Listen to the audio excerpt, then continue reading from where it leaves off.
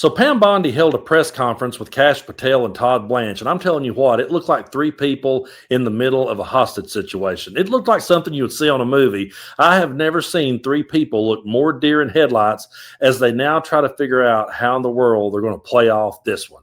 And, I'm very glad to see that the Epstein Files Transparency Act, I'm so glad to see that it passed through the House and the Senate.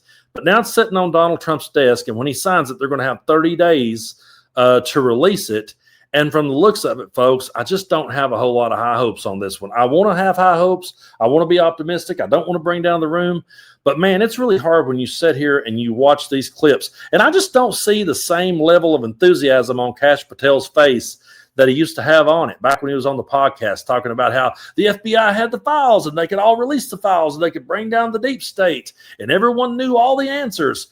Now he's just standing there looking like, what did I do with my life? It reminds me of an old comedic skit. I can't share it for copyright reasons on YouTube, but the comedian Bill Hicks used to do a skit where he talked about the presidents getting elected. And he said, once they're elected, he said, I have a theory that once they're elected, they get took in this dark room with just a few billionaires that put them there. And all of a sudden they see a screen appear in front of their face. And it's an angle of the Kennedy assassination that's not the Zapruder film. It's from a completely different angle. And they sit there and they watch it. And then the lights comes on and the billionaires look at them and says, any questions? It's like, nope, what's my agenda? And that's pretty much what I feel it's like for Kash Patel. I just feel like he was like, oh, boy, I can't wait to get in there. And he got in there and he looked and was like, oh, so how are we going to spin this? At least that's how it comes off as they sit here and are just complete deer in headlights. But it's interesting to me how now Pam Bondi says there's new information has came up. Take a look. The DOJ statement earlier this year saying that the files would not release mentioned the fact that the review of the documents and the evidence did not suggest that any additional investigation of third parties was warranted. What changed since then that you launched this investigation?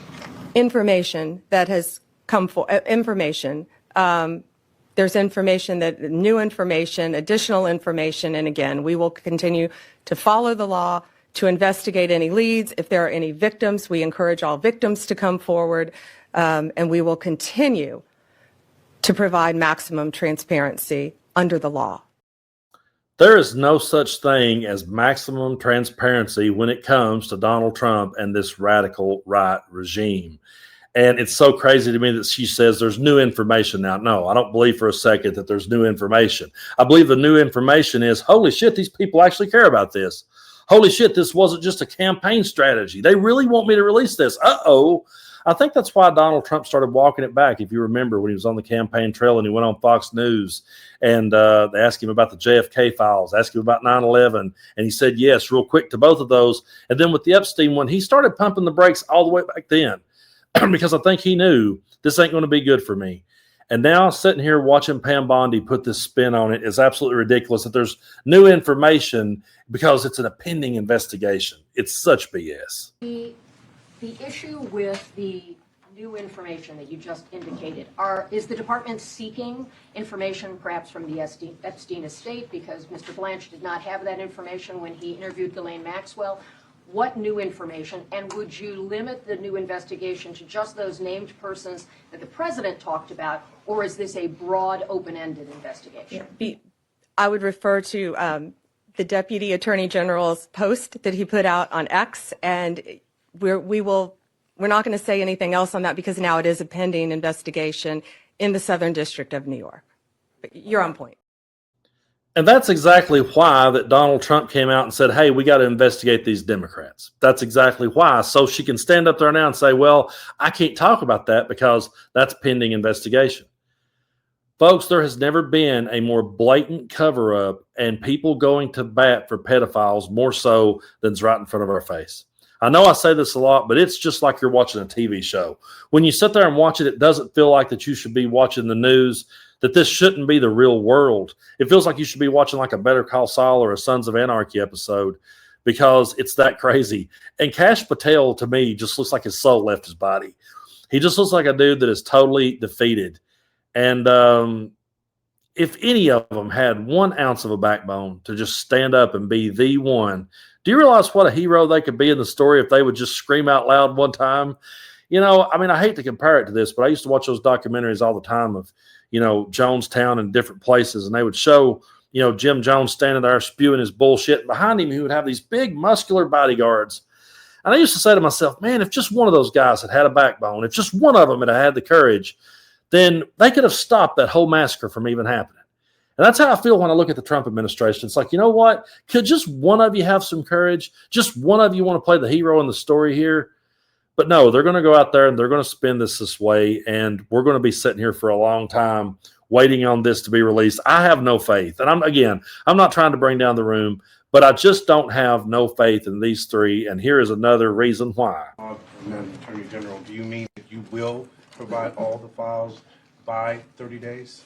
We will follow the law. The law passed both chambers last evening. It has not yet been signed, but we will continue to follow the law, again, while protecting victims, but also providing maximum transparency. That.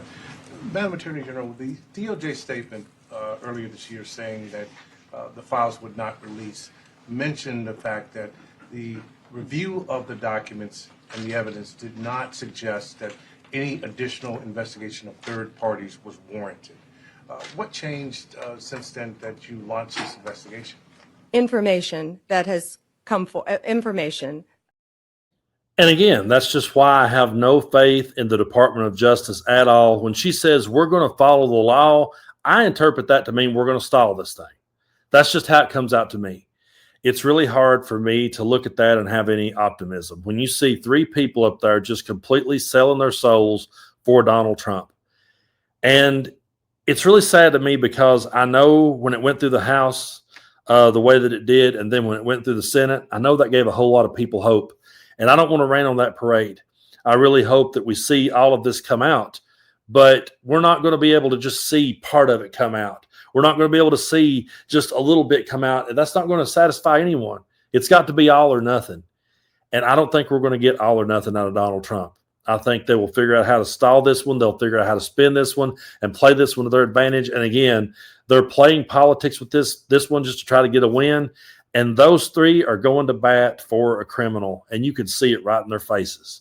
You can just see right in their faces. It plays out like a movie. I would just love to be a fly on the wall when they walk off stage. I'll just say that. I would love to be a fly on the wall when they're at home.